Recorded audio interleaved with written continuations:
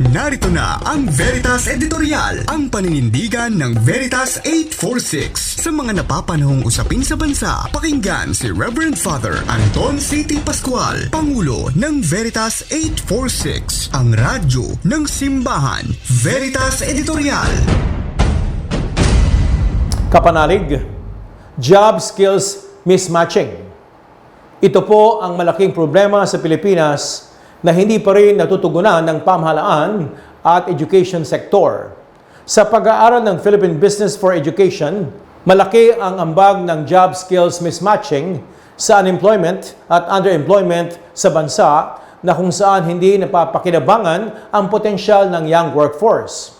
Ayon sa Commission on Higher Education, CHED, baccalaureate level graduates data ng school year 2021-2022, 600,000 o 602,271 students ang nagtapos ng kurso sa iba't ibang kolehiyo sa bansa.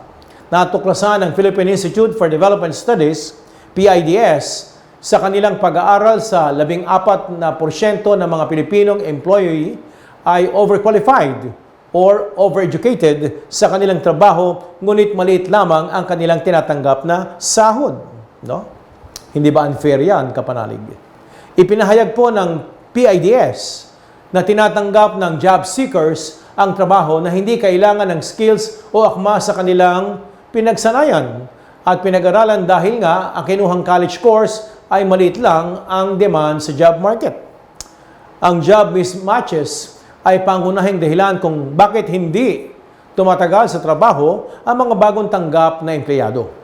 Ibig sabihin, kapanalig, ang mga high school graduate ay nararapat payuhan ng mabuti sa kanilang guidance counselors sa pagpili ng college courses. Mahalaga po yan.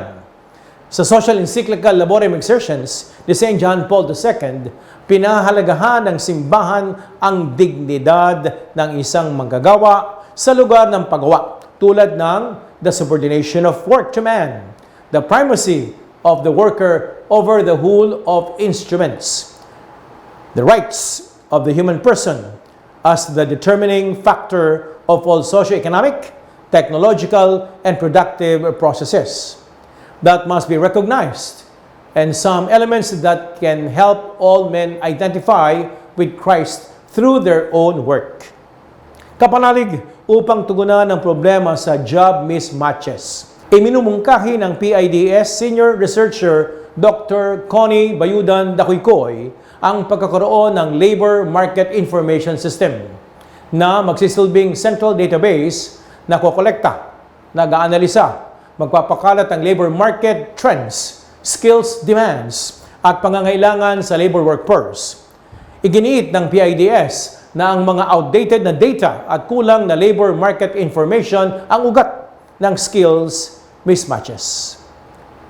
Tiwala ang PIDS na sa pamamagitan ng maayos, epektibo at komprehensibong pag-aaral ay malalaman ng mga ahensya ng pamahalaan at industriya kung ano ang mga skills shortage na naka-align sa educational programs at market labor demands. Dahil sa kompletong market data system, maaari nang makagawa ng informed policy decision ang mga leader sa pamahalaan.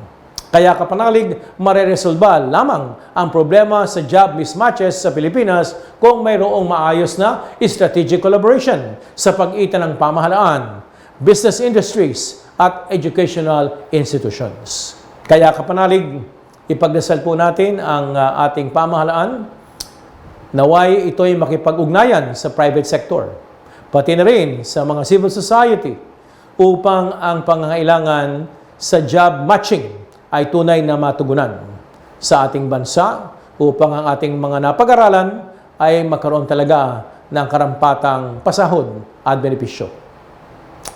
Ang ating lang pong pinaglalaban dito ay fairness at justice. Sumainyo ang katotohanan. Inyong napakinggan ang Veritas Editorial. Ugaliing pakinggan ng Veritas Editorial kasama si Reverend Father Anton C.T. Pascual. Veritas Editorial.